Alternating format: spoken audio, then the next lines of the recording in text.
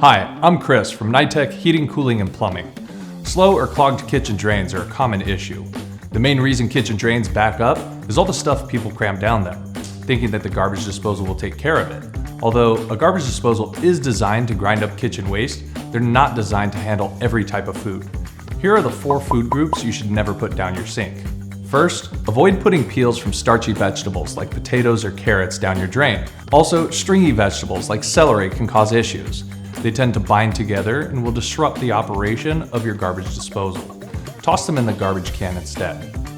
Second, don't put new or used coffee grounds or tea leaves into your garbage disposal. They tend to collect in the drain trap right here, causing it to clog and back up. Coffee grounds and tea leaves should go straight into the garbage can. Third, starchy foods like pasta, rice, or raw flour can lead to stubborn clogs. Toss those in the trash. And finally, even if you don't have a garbage disposal, never put fat, grease, or oil down any drain. When they cool, they congeal, clogging up the drain, and leads to issues further inside your pipes. Instead, let it cool until it's more solid, and then scrape it into your garbage can. Here's a few more tips to help avoid garbage disposal backups. After running your garbage disposal, keep the water running for 15 to 30 seconds after you turn it off. This will help flush any remaining food waste. Also, here's another tip.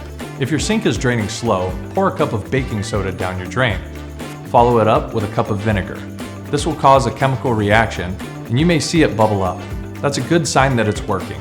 Let it set for a couple of minutes and then run your hot water for 1 to 3 minutes. That should get your sink running smoothly.